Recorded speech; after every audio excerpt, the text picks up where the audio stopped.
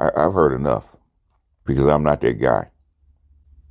For me, one is too many. Two, unless it is an extraordinary circumstance. Cheating is one thing, betrayal is another. A woman having sex with another guy, that shit happens. A woman getting pregnant by that guy and bringing that baby home to you is a betrayal. Them lusting after white men is cheating.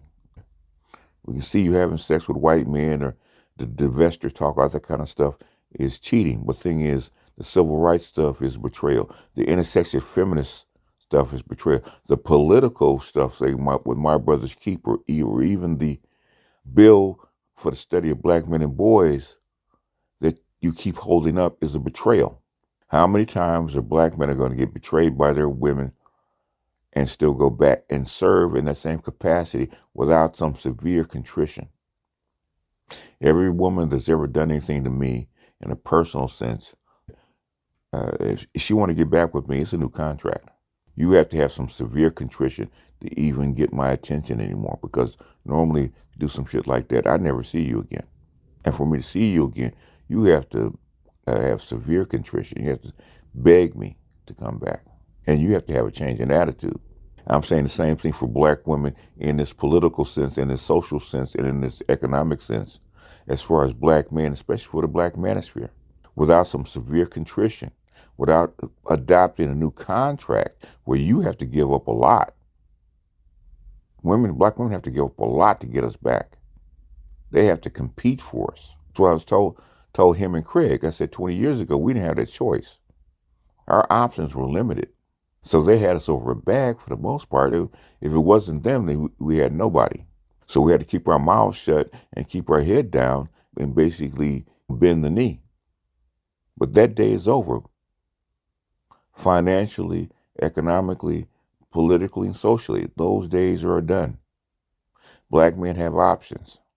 From Maria and Chang Lu on the local corner that you go to school with, to getting on a plane with your blue passport and going someplace else. That's the range of options that you have.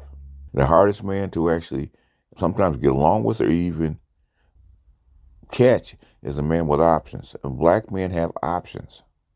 And black women are not used to black men having options. Even politically, black men are willing to accept their options. Like, I'm not a Trump supporter. I'm a third party guy. I voted green. But I will not be cowed to vote for the Democratic Party just because my woman said that I should. And you notice that Michelle Obama and Barack Obama didn't jump all over white women, and white women voted, was it 52% for Trump? 52% for Trump. Nobody said anything. Black men have a slippage of 1 or 2 points, and all of a sudden the world is going haywire. So the thing is, say this economy continues to go on the path that it's been going on, and black women especially, do have an issue about getting put out of the house with their children. Do black men have an obligation to help them? In some ways, yes. In some ways, no. Some ways, yes, we can help them to the extent that it doesn't impact our personal life. But we do not have to do what we used to, which is take those women into your household, which is to marry those women, which is to make those children yours. We don't have that obligation anymore. We don't have that obligation to save you. And I think the dude that was the restaurateur, he said the same thing. Maybe it's time to let black women, those divestors that love other races of men so much, go find their own tribe, instead of settling for us, as they say. Settling for us, for a lower value man in their eyes, and then making us miserable. They're miserable and they're pissed off about being with us, and they're making us miserable about being with them. It probably is time to separate. So I say to Hammer, no. No. Betrayal is not something that can easily be forgiven. It's not. Not on this planet, not in this culture, any culture. And we named a few. I said, he talked about the trauma that the black community has been through. And my God, we have been through trauma. We actually gave examples, even to the Palestinian women whose men fighting a battle, and women and children are being harmed. for lack of a better term. Are those Palestinian women abandoning their men? The answer is no. In Germany, did the Semitic folks going through their trials and tribulations, right? And even to the point of extermination, did those women abandon their men? The answer is no. They were faithful to their men. They were loyal to their men. We say the Native Americans who lost their autonomy, lost their war with the West, did they abandon their men? And the answer is no.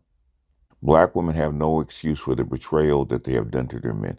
None whatsoever. None whatsoever. And that's what I was trying to tell them. And I wish the pro-blacks and people like Hammer would stop trying to give black women a pass. They don't deserve it. They never did.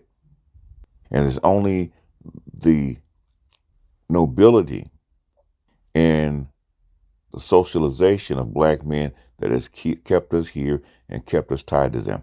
Even though black men have the worst outcomes of any group in the United States. And your women have done nothing, I do mean nothing, to help that. And we're not talking about years, we're talking about decades, sometimes even centuries, that your women have done nothing to help you out of this.